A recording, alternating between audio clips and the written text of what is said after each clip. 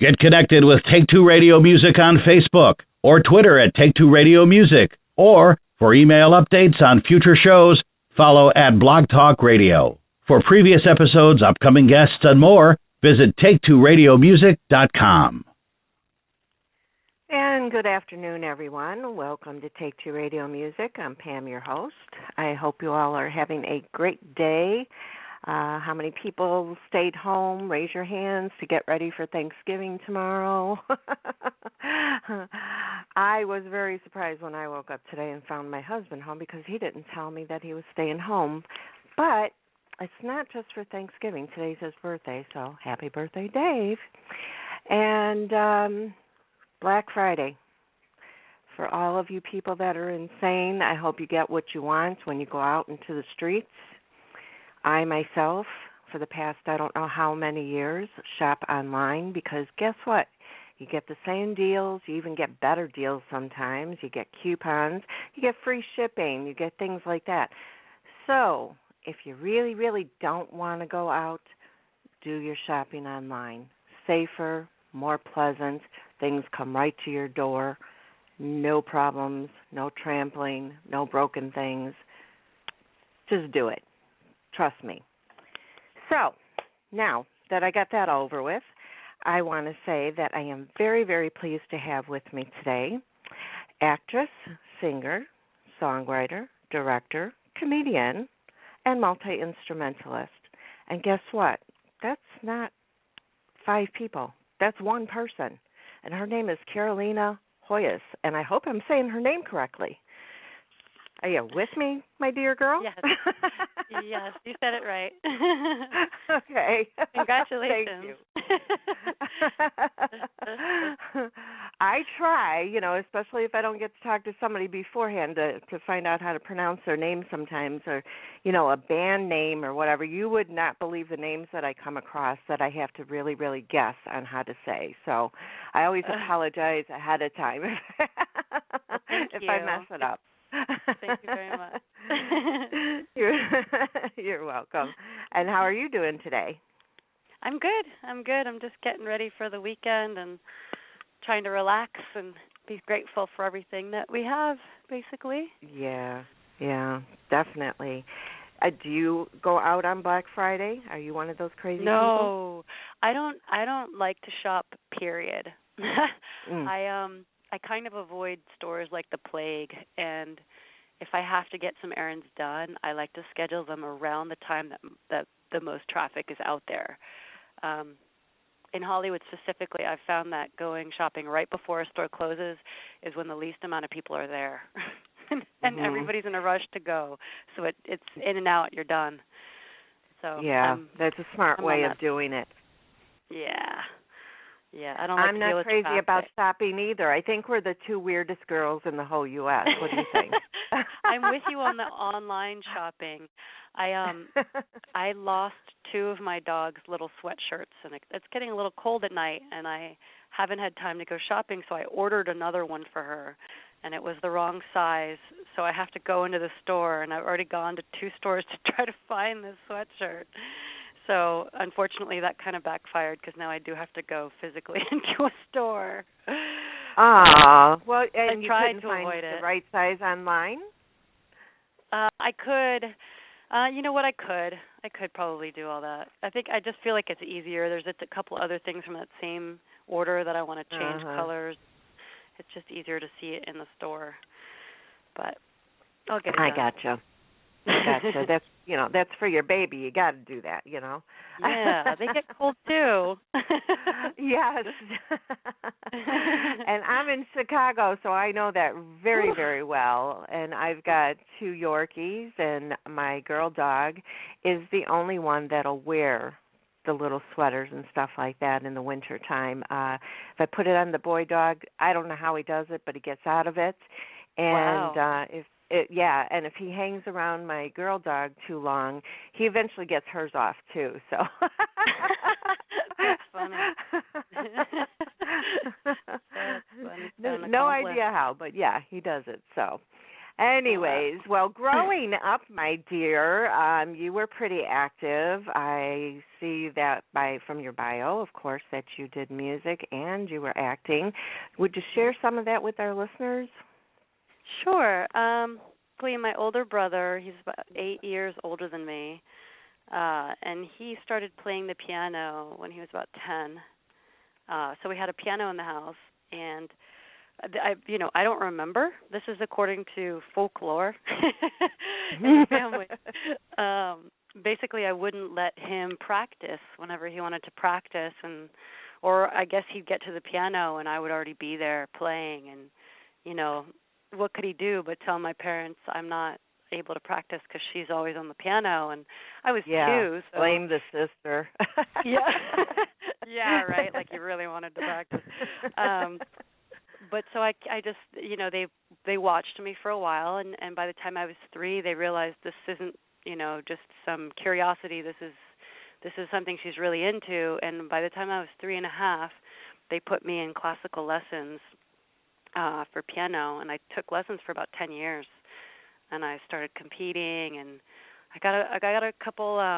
One of the few things I've kept from my childhood is these gold cups that I got for consecutive years of competition, superior competition performance or something. So it's kind of neat, but I was like, I kind of don't remember a lot of it. But that's how it happened, and I still blame my brother. I told him it's all his fault. I even told him this record is his fault. It started with him. It's all his fault. But so that kind of just it inspired other forms of artistic expression, and I started singing. I started playing guitar. My mom started taking me to auditions for community theater and commercials and television, and things just started happening. I think it was just a natural progression, but it started with piano. That was definitely the first thing. Wow. And you play the guitar too? Did you teach yourself that, or did you take classes? I taught myself, but I did take some classes when I was like a little bit after high school, like a little bit in college. I took a few classes, but mostly self-taught. What I had planned to do, by the time I was 10, I know when people are in their sophomore year, freshman year, they usually go to colleges and visit and decide who they're going to apply to, and what degree to work towards and everything. By the time I was 10, we were looking at high schools this way. So, oh my gosh.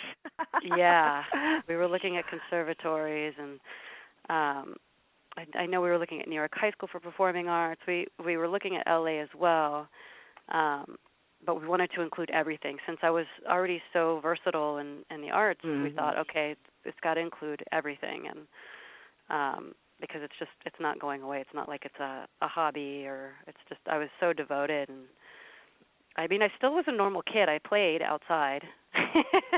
Yeah, that's good. That's good. I did those things. I wasn't always at the piano, but I was at the piano a bit. But yeah, then everything kind of came to a standstill once my mother got sick, and it was just everything kind of fell. Not it wasn't taken from me. It fell out of me. Right. So right. it just Yeah, kind that's of understandable. the switch turned off. Yeah. Yeah. So. Well, when you mention these conservatory schools and stuff like that, the first thing that always comes to my mind is like that movie Fame, or the other movie with Hilary Duff, and I can't think of the name of it right now. But are those schools really kind of like that, or is it just completely off base that I think that they're like that? I know some people. I know some friends that went to New York High School for Performing Arts. I think everybody's going to get their own experience out of it. So, sometimes the difference between, let's say, me and someone who at 15 discovers they like music, they like to play guitar, or they get a feeling out of it, and it's something new that they discover. That's something that they're aware of. For me, I wasn't aware of it. I didn't discover it. It was already there. So I didn't know anything else. So my experience in any of these kinds of courses or classes or in the entertainment field period isn't the same intent or need as other people's. So I think my experience probably would have been different. Yeah, because I don't know that the friends that I know that went to New York High School for Performing Arts are quite as serious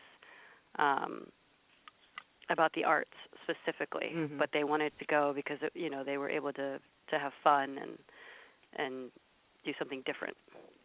And sometimes the parents force it on a kid too. That's true. We do that to our kids sometimes. I know so many people who are like, but you want them to experience a lot of things, so, I think that's smart. I think it's great to, if you can afford it, to have your kid take all sorts of different classes and take sports and join teams and do clubs after school to find out what they like. But there's a lot of parents that push it and say, nope, you're going to do this, whether you like it or not.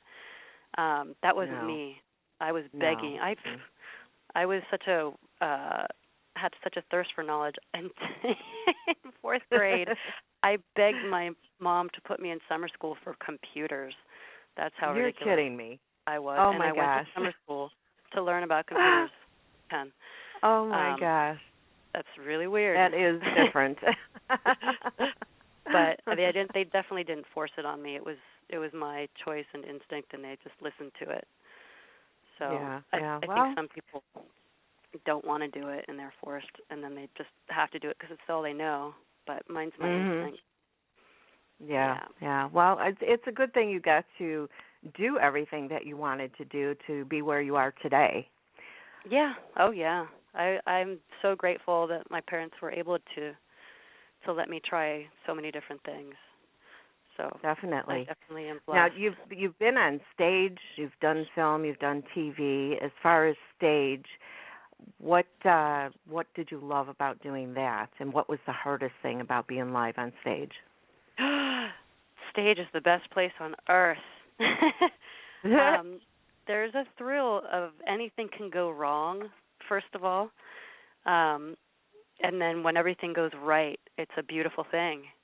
And it's rewarding, and the instant feeling of affecting people and making, I don't want to say every piece that you're going to do is going to make a difference in the world, but if you reach just one person, that's the job.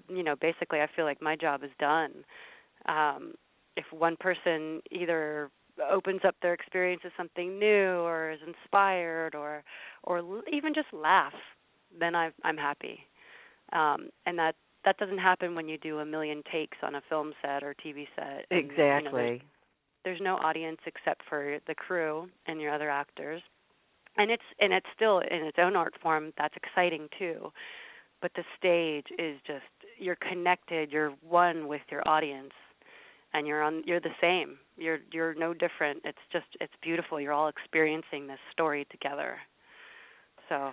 I think it's more interactive. Yeah, and I think that you probably feed off each other, too. Oh, definitely. You can feel when a crowd doesn't want to be there. And you have to try to win them over and engage them. But that's all part of it. It's such a mind-blowing experience sometimes. So I prefer, if I had to pick, I'd prefer the stage. Be it live music or theater, I prefer the stage. What was your favorite play that you were in?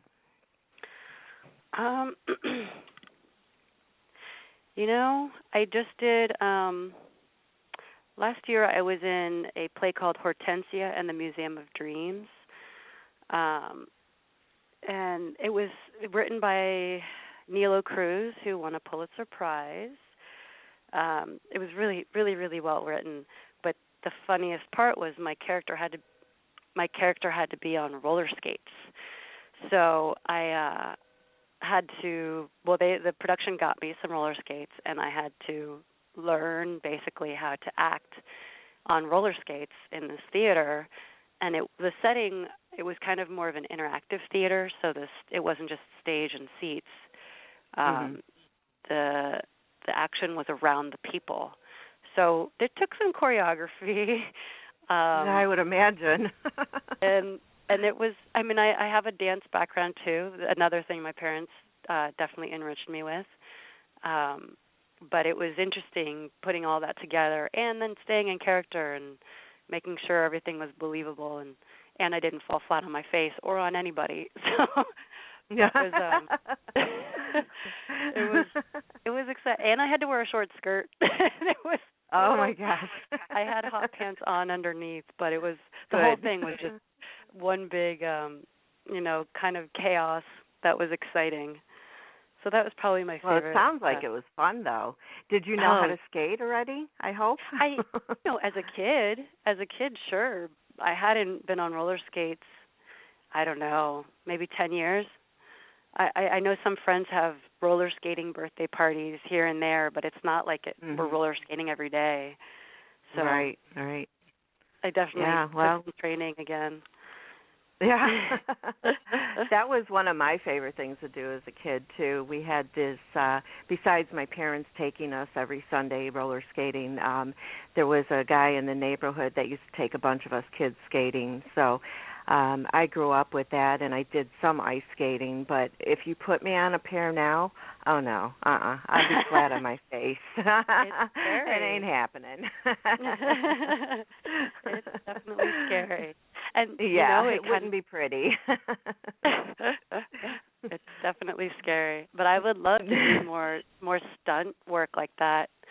I did have to do some minor stunt work in a film that I was in, and that was kind of exciting. I was in really probably the best shape I was in ever, maybe.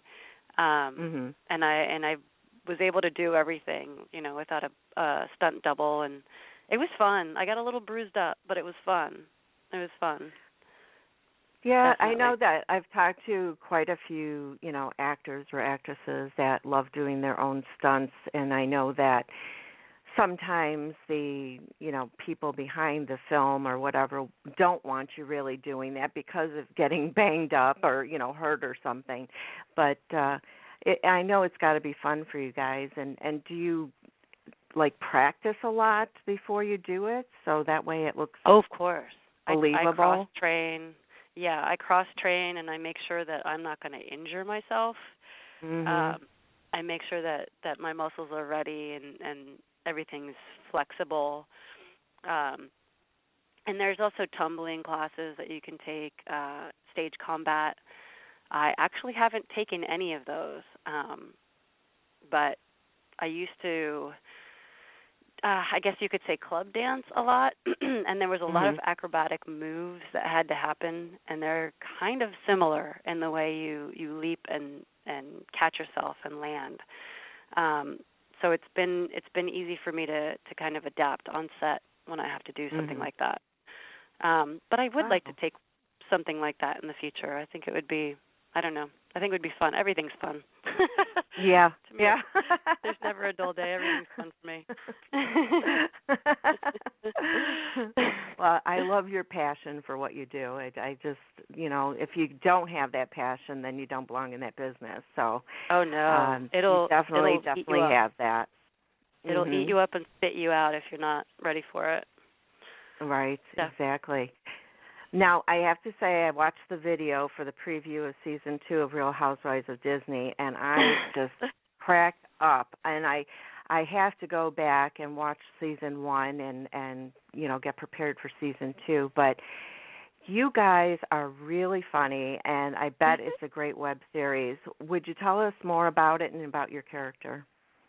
Well, the web series was started by Sheila Shalaki. She is one of my troupe mates in the Mayflower Welcoming Committee. We are mainly an improv troupe, but we're also doing some sketches now. But this is a web series that she's had for a few years, and this is her new season that she's created. And it actually, this specific episode and teaser that you saw kind of came about because we were trying to brainstorm on how to incorporate that I was doing this Kickstarter and that I'm releasing a record. And so we kind of bounced ideas around, and it was funny because she asked me She said she wanted to do a villains episode, and what was my favorite Disney villain. And here I'm thinking, wow, you don't usually get asked what your favorite villain is.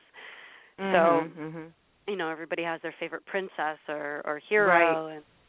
And so I just thought, well, how funny would it be if Cruella de Vil was my favorite villain, since I'm the hugest dog lover in the world.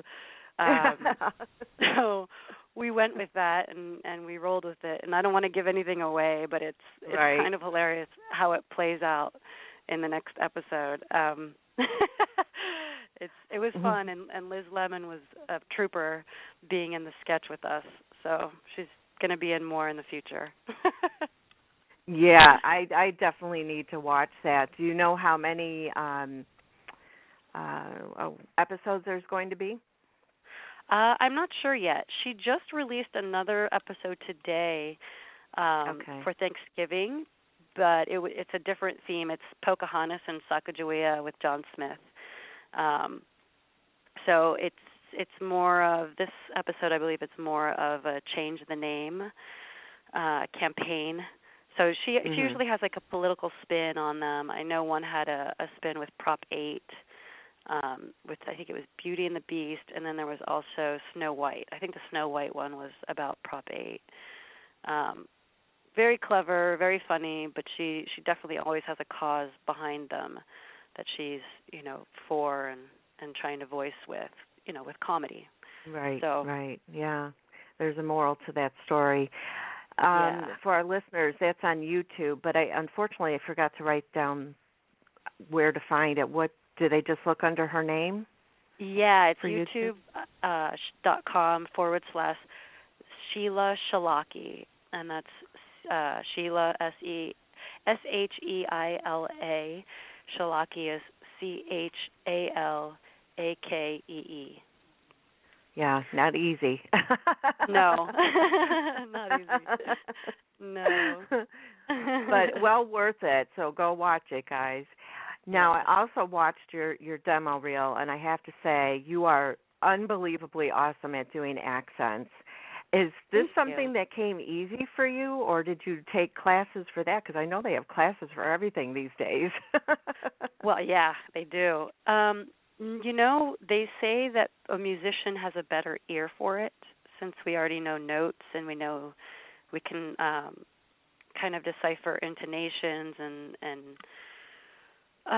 tones and fluctuations within the voice. So it was easier for me to pick it up. I didn't actually study those with anyone, but any time that I've taken on a role, if I had the choice to do an accent, I did, so I could have to research it and make it more specific. I think the one that you saw was probably the 5-character reel. Yes. Okay. And one of them was just me. Yes. Yeah. That one I specifically asked the Fox website, or Fox, the regular channel on TV, Fox, was doing a casting website where you could upload a monologue, and it could be a self-written monologue, and they were going to have a database for their casting directors, and they would let you know if they accepted it into their database. So I actually wrote that piece based on the submission to Fox. They ended up accepting it, but then the website basically disappeared, and the casting department changed, and everything's changed. But that was the first thing I directed, that I written, and I did all those characters, and I put it all together, and it was super, super fun because I involved a lot of friends with it. I basically asked different friends of different ethnicities, saying, everyone always thinks I'm something, something else than I am. So in your culture, which country in your, ethnicity do you think that I would pass for believably? Mm-hmm. So my great friend Misha, who's half Indian, half Mexican, he said, I believe he said East Indian. And then my friend Timo, who's Chinese, he said Cambodian. So these were very specific regions, right. and I did more research with them, and then I researched those specific accents, and added those to the reel, and then I asked friends at the time what kind of clothing they had that might be either authentic or that could resemble and the different ethnicities in their cultures. So we put it all together, and it was so fun to do that. And the best thing that someone could tell me is that they didn't realize that all characters were me at first. And that was kind of the whole point. You don't realize that at first. When it goes from character to character, and then something starts clicking in your head, and you have to go back and watch it again. I'm like, wait a minute, that's her. Yeah. That's her. And the whole doing them. The whole effect of it is that we're all the same person, and there's there shouldn't be a racial divide that separates us. We all have wants and needs, and we all have bad days. We all have love, and just like she says, I'm your sister, your mother, your daughter, your wife. Yeah, I'll always be me. So it was super, super fun because I got a lot of friends involved, but yet all you see on screen is me, which was interesting. But that was the purpose. It was for the monologue for the Fox website, and then I ended up just putting it on YouTube, and it's something I'm really kind of proud of, specifically for the different races that are involved and how we're all one. We're just all the same. Basically. I couldn't agree with you more. You did an excellent job with that, and it has a very strong, what's the word I'm looking for? I can't, my mind has gone blank. Information to get out there for people saying, yeah, we are all the same, and I wish people would think that way, every single one of us on Earth, and there wouldn't be the things going on that's going on these days. So I know. We'd all get along a lot better. And I think we would be happier people. And that's the thing, like, especially when someone sees that video and realizes that it's me, or someone that knew me as blonde. Right now, I've let my hair go natural, and a lot of people don't realize that I'm ethnic, and they don't realize the history of things that I've had to deal with being ethnic. And a lot of people dismiss it because they haven't experienced it, which is tough because they don't believe it's real because they haven't experienced it. So I think building that awareness and that they can't have possibly noticed it because they're not going through it, but then to understand it that way, that's the challenge. They can't know if they haven't lived it. Right, so. Exactly. Walk a day in my shoes, as they say. Right. So now, do you change your hair for different roles, or is this something that you just like to do? For a long time I like to do it. Now I'm at a point where I don't want to do anything to it. But I have a great collection of wigs. Good. Yeah, and they're so much fun. That saves fun. your hair. It saves my hair. It saves me time because they just go on and they're perfect. Yeah. I don't have to go to the salon. I don't have to go to the colorist. I don't have to get a haircut. You don't have to spend money. Yeah, I don't have to leave the house. I just put it on. And it's ready to go. I don't have to spend an hour at home or the night before setting it. I still like to do that every once in a while, but I love simplifying life. So this is probably the funnest way to do it. Yeah, definitely. And you feel like a little girl sometimes, I would imagine, because that's what little girls do is plain dress up, but you get to do it for real, and you get to get paid for it when you get a film or a TV role. So there you go. Exactly. The best of all worlds. Now, speaking of films, for Roses of April, your castmate was Ken Franklin, and then you guys were in a band together for a fundraiser. You were in that, and then you did a movie called Black and Blue, playing a street busking musician, and after that film, you invited Ken back to do street busking on Santa Monica Promenade. I find that extremely interesting. The reason I bring it up is because, first of all, I listened to the song that you guys did together, how that all came about, and I want you to share that with our listeners. But also the busking part. I have really never heard of that in the U.S., and I guess it really does happen, but I hear about it more in the U.K. So what made you go out and do that? Well, Los Angeles is so artist-friendly. I know New York is too. I know New York now they're requiring permits. I don't think they used to.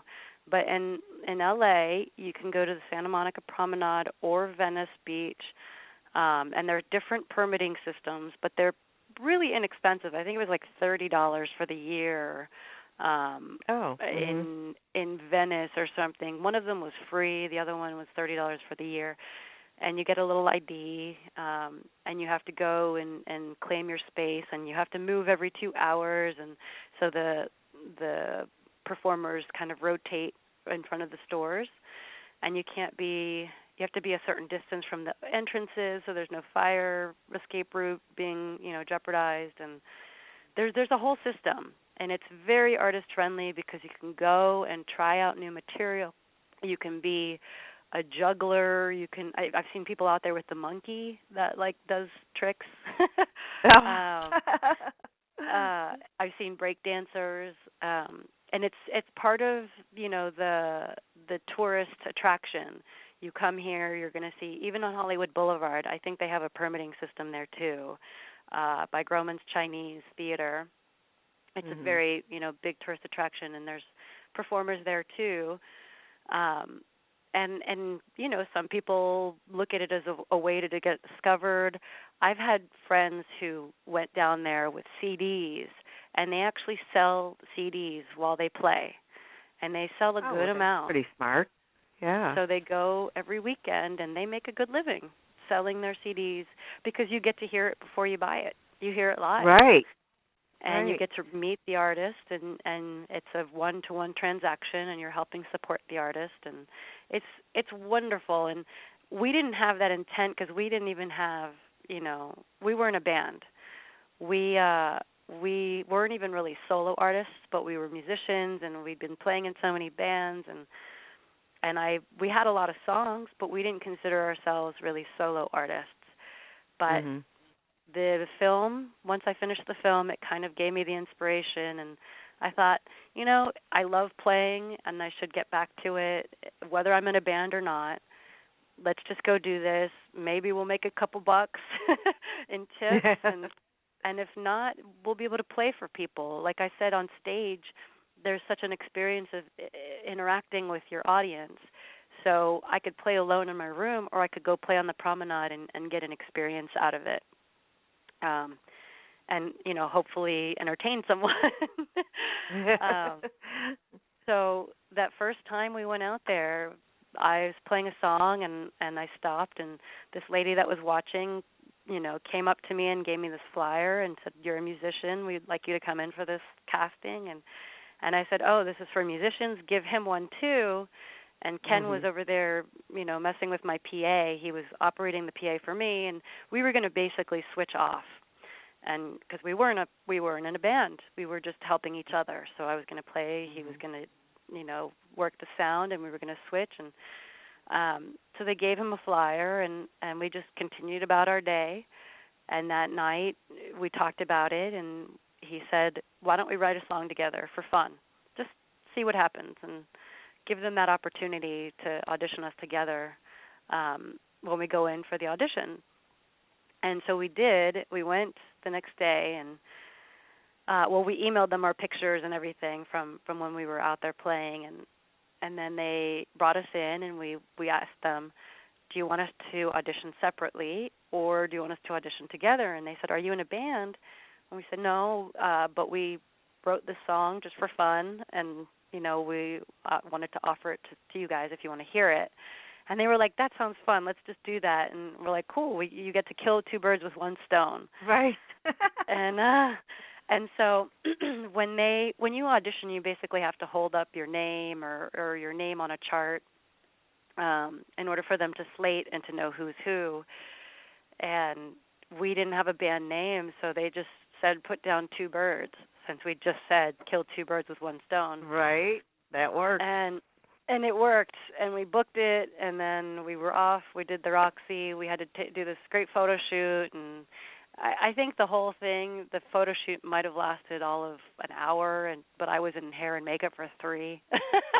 Oh my gosh. It was very lopsided.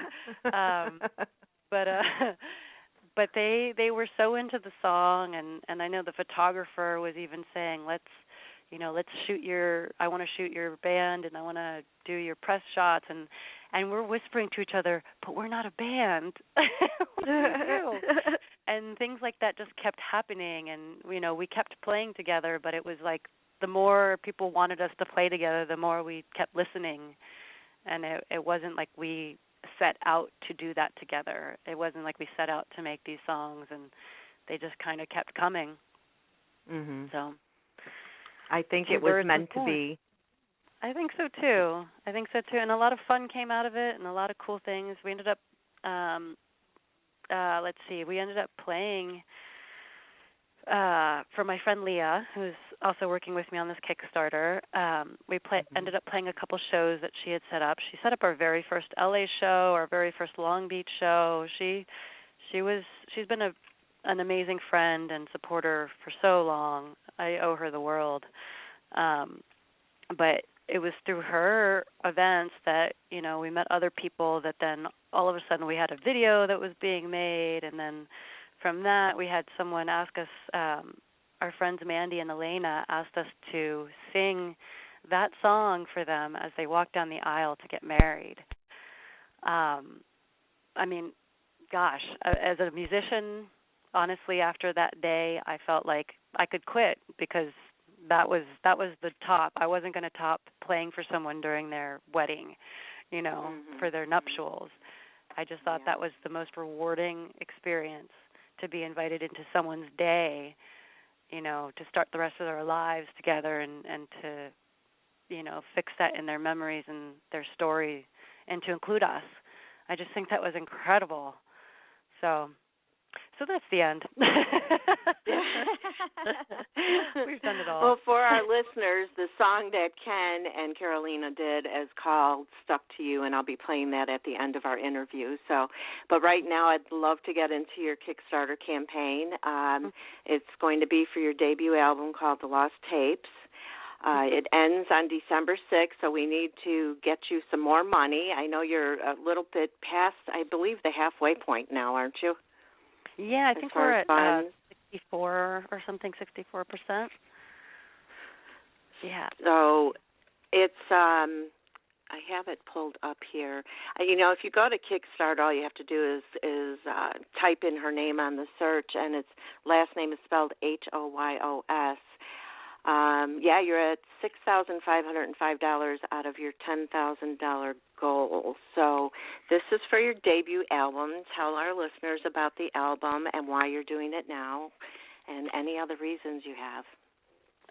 Okay. Well, the URL, we created a fast URL for it, and it's basically mylosttapes.com. I named it that because the record is going to be called The Lost Tapes. We finished it about 2 years ago, and the sound basically is like we found old tapes and we kind of put a new spin on them. There's definitely a 60s throwback sound throughout the entire collection. But I changed the name for Kickstarter to My Lost Tapes because 2 years ago I had to take time off and become my father's caregiver once he was needing cancer treatment. He was diagnosed in 2011, but he was doing other therapies until he had to go in to do radiation 5 days a week. So basically I'm getting back to it a lot broker than I was before. But everything's done, which is beautiful. Most everything's done. I still need mixing, mastering, a little bit of post-production on some videos. There's some touring that I'd like to do and some production. Print production. I want to press some CDs and some vinyl. and I'm dedicating the entire record to my dad. He's in remission now. He's doing really, really well, taking the time off to take care of him, and was so worth it because he adapted a new lifestyle, and he's gung-ho about even eating vegan food, which he would have never touched before. Yeah, and I'll give him a green drink of all these vegetables that I've just pureed, and he's like, "Oh, this looks great." he'll drink it, and then he'll feel great afterwards. So now he doesn't question it. And he's so eager. It's like he's a kid and he's experiencing new things and being open to them, and it's beautiful. So I'm dedicating it to him because I know the energy that we've had together has been reciprocal. So I want to keep that going, and I want him to know I'm doing this because I don't want to give up. So even though I put it down 2 years ago and I didn't know if I was going to get back to it, but now I've got the energy and I want him to know this is for him. So. Yeah, what an inspiration, and both of you are, and God bless your dad for getting through this. And I know it's a really, really hard thing to go through. I went through it with my mom. Unfortunately, she passed away though, and from breast cancer, and so I'm totally 1,000% behind anything that has to do with getting the word out there, sharing websites, donating when I can for the Cancer Society and stuff like that. So I'm so happy to hear that your father's doing well now. Yes, thank you so much. And I know there's more that I want to do with it because, I mean, the more that I learn, the more I'll share. But it's a rampant killer, and it's all throughout my family. My mother also died of breast cancer. My grandmother died of ovarian cancer, and I've had numerous dogs die of cancer, different cancers. So I know it's what we're eating. It has to be. There's other countries that don't have these rates of cancer, and their diets are different. So the unfortunate thing is they die of simple infections that we can cure, but they don't have the number of cancer that we do. So yeah. Well, hopefully one day, with all the things that they do these days, people do live longer and do come out of it and do go into remission and live longer lives. So there is things, that we are doing that are helping that, but we just need the cure, and that's it. And hopefully that'll happen soon. But what type of music is going to be on your album? Let's see. It all has a 60s throwback sound, but if I had to compare it, it's always interesting when you compare it to an artist because it's just not the same. It's really not. Right. If I'd have to say, 2 years ago I secretly and unofficially released the A-sides of this intended record because I've always wanted to release it on vinyl since it was like lost tapes from the 60s, and in the 60s they had records. They had 8 tracks too. So I released the A-sides, and there you can hear them online. What I'm releasing now is the B-sides as well as the entire thing as a full record. The A-sides feel like you're kind of getting ready for the weekend, and you're getting, amped up and excited, and vice versa. You could also be getting amped up and excited for your week because your week is exciting. But I think the majority of people are looking forward to the weekend. So the A-sides are more like a Friday night. We're getting ready to go out and have fun, and everything's exciting. The B-sides are more of a sunny Sunday afternoon, reading a book at the park, maybe playing catch with your dog or having a picnic. So it has more of I call it a sunny Sunday afternoon. It feels relaxing. There's a whimsical nature to it. There's definitely daydreamy sounds going on in there. I really can't wait to release it because it's so different from the A-sides. But and it doesn't mean that it has to be from two different artists, because like everybody feels different on Friday than they do on Sunday. Right. I mean, it's Sunday's kind of a day of rest and relaxation and recouping or regrouping for your week. So the B-sides are definitely relaxed. I can't wait to release them. I know. I definitely want to hear some more songs. You've given me 2 songs to play, and again, I'll play those at the end. One's called I'll Find the Time, and the other one's called The Sun. Can you tell us a little bit more about those songs? So the first songs, basically when I started this whole project, I wanted to cut something for myself, because I'd been in so many bands for so long, and Two Birds was already at the end of their rope. But I wanted to put together some kind of solo effort. I didn't know I was going to do a full record, but these 2 songs were the very first 2 that we recorded. And I hadn't committed to anything further than that. I was kind of just demoing and figuring it out. And we made a video for one of them, for The Sun, but then there was kind of delays in getting that video done, and then by that time we'd started writing the rest of the record, and then my father got sick. So everything the schedule kind of just went in circles for a little while. But those 2 songs were basically the backbone of the entire record. And they gave me enough strength and also Ken enough inspiration to say, hey, maybe it's not a bad idea to do an entire collection. So those 2 started it all. I figured those were the ones that I should send to you. Yeah, they're perfect. I absolutely love your music. I can't even tell you how talented you are, the acting and the singing and being funny and that. I absolutely love your work, so you must keep on doing that. Thank you. Thank you. Thank you so much. No, why don't you go ahead and share some of the perks for the people if they want to donate? I mean, you can donate as little as $1 and get a great perk. Well, we have some cool stuff going on the Kickstarter.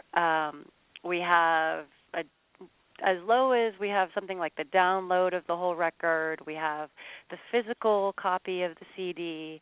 We also have the vinyl, plus the CD, plus the download. Everything. Usually, the higher rewards comes with everything.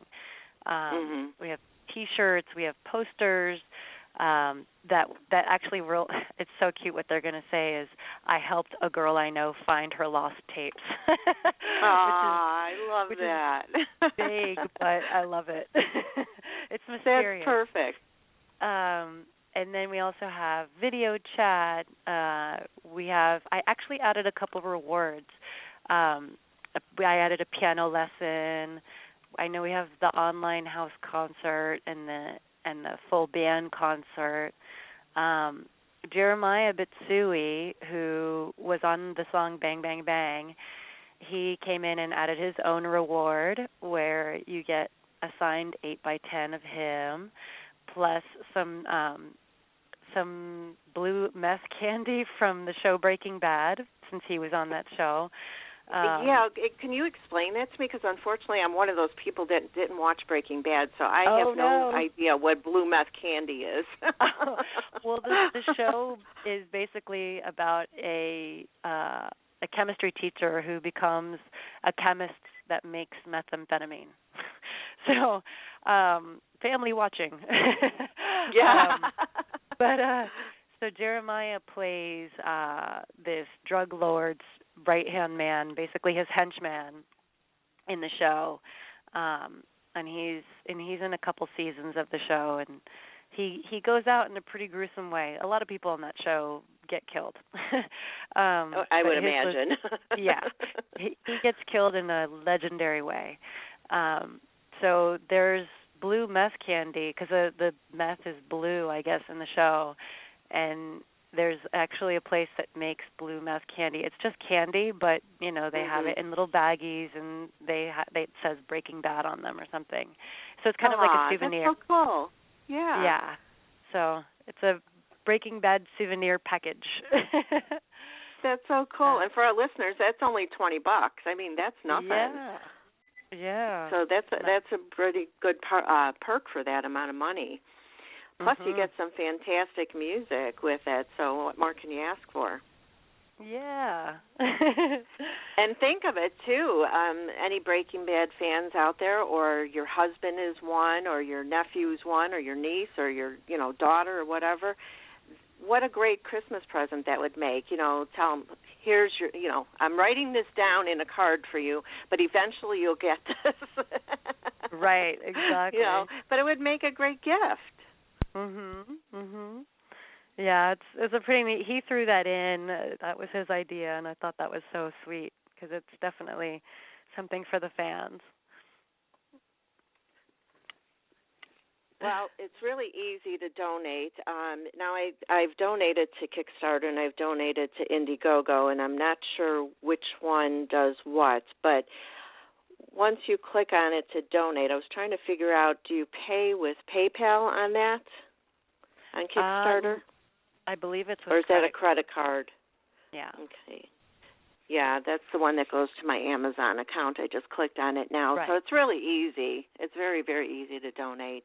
And it's for a good cause. You're helping make somebody else's dream come true that eventually you'll get something for and enjoy it. The music, I'm sure, is going to be phenomenal just from the songs that I've listened to and that I'll be playing for you in a few minutes here. So is there anything else you'd like to share or give a shout-out to? I want to give a shout-out to Leah for connecting us. I want to thank her for that. Great. Thank you, Leah. Yes. I don't know that I have anything else. I'm trying to think, but I think we covered everything. Awesome. Well, this show goes to podcast once the show is over with, and anybody can share the link with other people, and they can hear more about your Kickstarter campaign for my Lost Tape, or for the Lost Tapes. But you can go to mylosttapes.com and find it as well. You're also on Twitter under A Girl I Know Music, and I was looking. Do you have a Facebook page or like a personal Facebook? Okay, what is that? And actually, people are getting the Facebook a little confused because there's another Carolina Hoyos that makes music. Yes. That's what I found, and so I was like, okay, this is not her, so I better double check. Yeah. It's not me, which is interesting. I reached out to her. I thought it would be funny if we made a record together. Oh, my God, that would be awesome. But so my Facebook is A Girl I Know, facebook.com/A Girl I Know. My personal one is facebook.com/Carolina Hoyos. The other imposter, Carolina Hoyos, is Carolina Hoyos Music. But visit her too, Tell her what's up. Yeah. Tell her I said hi. That's so funny. So, I did actually want to say at least one shout out. I have a company that I really want people to be aware of, the Cancer Support Community Center. They have offices in Pasadena, West LA. I think they have one in Westlake. If you're in Los Angeles, I know there's other organizations elsewhere. I don't think that these are nationwide because I know it's part of the Gilda Radner Foundation. Okay. But they offer support groups and help and even art classes and photography classes and so many cool, neat things and ways to express yourself for anybody who's going through cancer treatment or who's caregiving for someone with cancer. I did not have health insurance I have health insurance now, but I did not have health insurance for a time when my father was diagnosed, and I knew that I was going to need help to make sure I didn't crumble while I was taking care of him. And they were an amazing help. They still continue to be. And it's just a wonderful place to go and heal and to work everything out and process it together with other people going through the same thing. I would be nowhere without them. They've been incredible. Wow. So if you can, check them out, or if somebody feels like, donating to them too, please by all means do. I plan to when I can afford it. They're incredible organization. So it's the Cancer Support Community Center. And and I'm sure they have things like that, like you said, everywhere. But it's good to know specifically the one that you've handed out, because there's a lot of people in LA, Yeah. And so, I only really found them because I was Googling someone told me I should take Feldenkrais classes. I basically, I know we're probably running out of time. I was diagnosed with PTSD a long time ago, and I've done all these treatments, and when I started having a relapse last year, someone expressed to me that I should look at Feldenkrais classes because it physically deals with the physical trauma memory in your body that isn't always connected to your brain, but your body remembers it. So I was basically just Googling who offers Feldenkrais, and I stumbled upon them. I didn't know about them. I have so many friends that have dealt with cancer in Los Angeles that did not know about them, and I'm grateful. I want everybody to know about them now because they've been incredible. Yeah. Oh, my God, they're the best. God bless them for being there for everybody. So. Well, I want to thank you so much for joining me today. I wish you all the best. Happy holidays to you and your family, and please give your dad a hug for me. Thank you so much. Happy holidays to you and yours as well. Thank you again. Thank you. Enjoy the rest of your day, and keep going, girl. You got it going on. Thanks so much. You're welcome. Take care. Bye-bye. And for our listeners, I'm going to go ahead and play Stuck to You, which is by Carolina Hoyos and Ken Franklin, when they were two birds.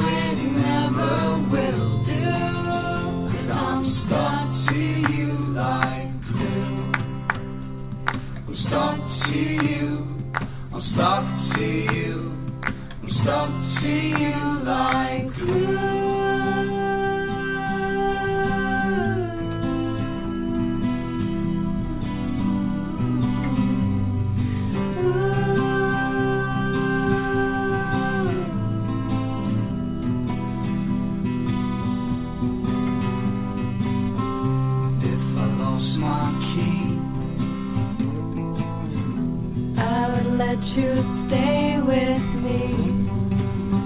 If I was feeling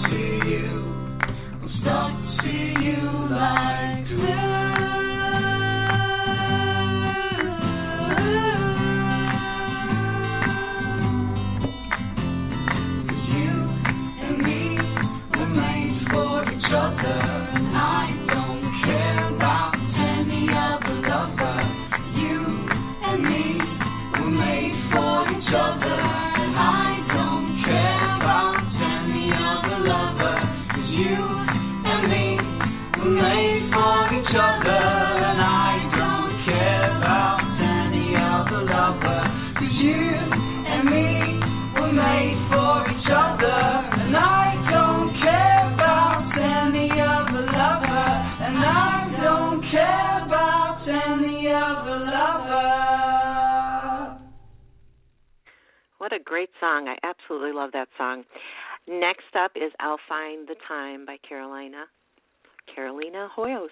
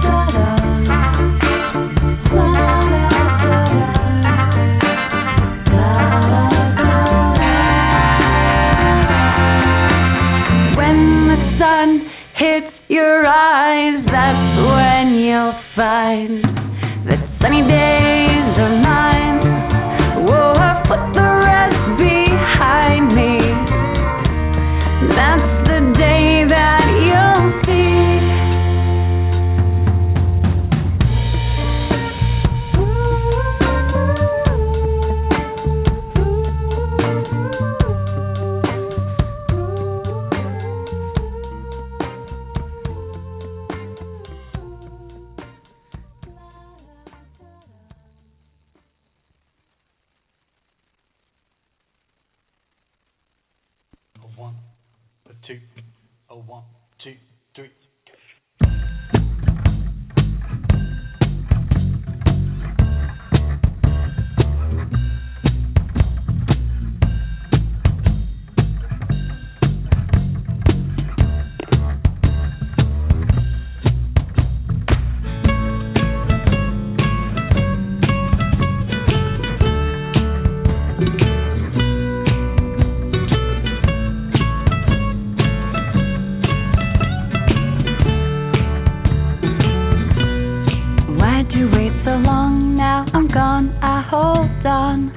A better way. When you walked away, I would pray that you'd stay, but your wings just had to fly past me by. In your arms again, I'll be someday. Until then, I'll just be on my way.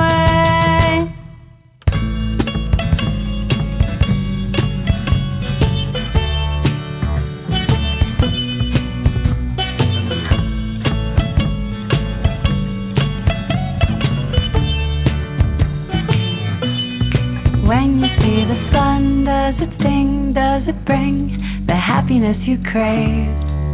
Are you saved? You meant the world, now you're gone. I hold on, your precious heart still can be won. In your arms again, I'll be someday. Until then, I'll just be on my way.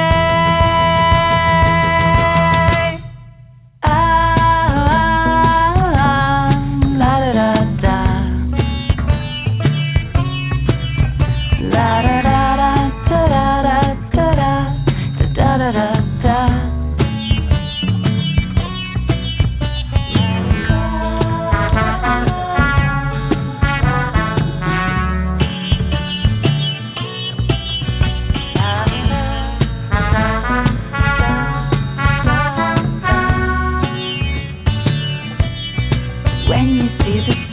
Does it sting? Does it bring the happiness you craved? Are you saved? And that was the sun, and you would know that if I had my phone off of mute before I played it. Such a dork sometimes. I put my phone on mute so you don't hear anything in the background while the music's playing. I don't want to ruin the experience for you. So hopefully I had it off mute when I played the previous song, which was called I'll Find the Time. Either way, I hope you enjoyed the music, which I do believe you do. So be sure to donate, $1 or more if you can for her Kickstarter campaign for the Lost Tapes, and you can go to mylosttapes.com for that. If you can't donate, you can help in other ways, and that is by sharing the link with other people. So if you put it on your Facebook page, you put it on your Twitter, you put it on your Instagram, whatever you have, there's social media things all over the place. So even if you share that, there's going to be other people that'll be interested in donating and getting the album because it's going to be phenomenal.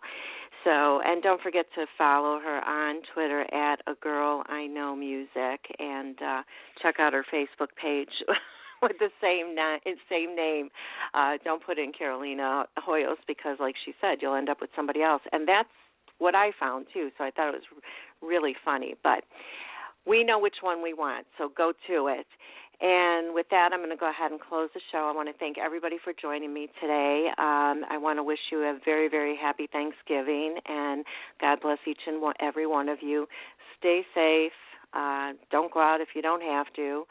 And I'll be back again, normally on Mondays at 3 p.m. Eastern Time, I have my Indie Hour music.